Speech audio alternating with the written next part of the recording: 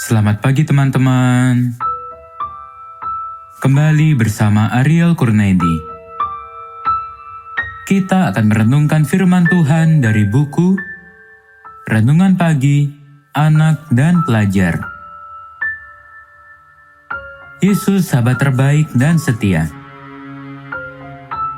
Yang disusun oleh Pastor Dr. Marolop Sagala.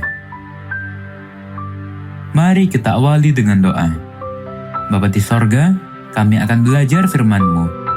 Tolong kami supaya firman-Mu menjadi pedoman dalam hidup kami hari ini. Dalam nama Tuhan Yesus kami berdoa. Amin.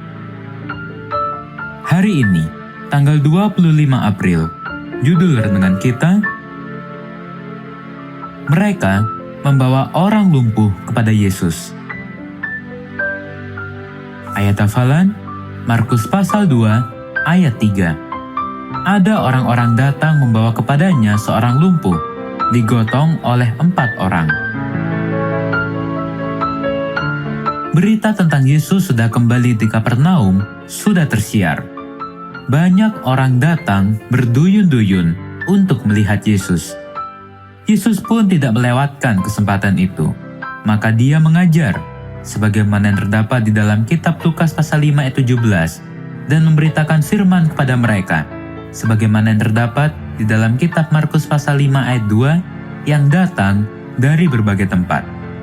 Yesus memberikan contoh bahwa mengajar dan memberitakan firman juga baik dilakukan di rumah-rumah, tidak hanya di rumah ibadah atau gereja. Yang menarik adalah bahwa sementara Yesus mengajar di tengah-tengah orang banyak, karena banyaknya orang berkerumun mendengar Yesus mengajar di rumah itu, sehingga tidak ada lagi tempat, bahkan di muka pintu pun tidak.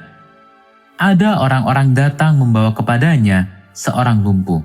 4 orang itu mengusung seorang lumpuh di atas tempat tidur, sebagaimana yang terdapat di dalam kitab Lukas pasal 5 ayat 18. Kalau 4 orang mengusung 1 orang lumpuh, itu artinya orang lumpuh itu sudah dewasa dan berat.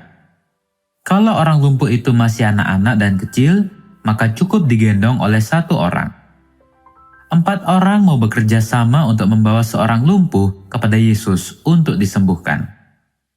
Keempat orang ini harus membawa dia dengan cara mengusung. Kita tidak menemukan informasi tentang berapa jauh mereka membawa orang lumpuh itu datang di rumah tempat Yesus sedang mengajar dan memberitakan firman. Tetapi kemauan untuk bekerja sama dengan temannya yang lain untuk membawa seorang lumpuh adalah satu pernyataan iman untuk kesembuhan orang lain. Mereka memiliki iman bahwa Yesus akan mau dan sanggup menyembuhkan. Dan Yesus mengakui dan menghargai iman mereka. Ketiga penulis Injil, yaitu Matius, Markus, dan Lukas, mencatat pengakuan Yesus atas tindakan ke-4 orang itu yang berkata, ketika Yesus melihat iman mereka, sebagaimana yang terdapat di dalam kitab Matius pasal 9 ayat 2 bagian B, kitab Markus pasal 5 ayat 5, dan di dalam kitab Lukas pasal 5 ayat 20. Catatan kitab Injil ini tidak mengatakan bahwa Yesus hanya melihat iman orang lumpuh itu. Tetapi Yesus melihat iman mereka, yaitu iman ke-4 orang itu dan iman orang lumpuh itu. Oleh iman ke-4 orang itu, mereka tidak berhenti oleh karena pintu yang tidak bisa dilewati. Tetapi mereka membawa si lumpuh di hadapan Yesus, sekalipun lewat atap rumah. Yesus menghargai iman setiap orang. Apakah oleh imanmu, maka engkau sudah menolong orang lain? Mari kita akhiri dengan doa. Bapa di sorga, terima kasih untuk firman-Mu hari ini, di mana kami diingatkan bahwa kami mempunyai Allah yang sanggup menyembuhkan segala penyakit kami. Dan tolonglah kami, supaya kami bisa beriman dan menyerahkan segala penyakit kami kepadamu. Di dalam nama Tuhan Yesus kami berdoa. Amin.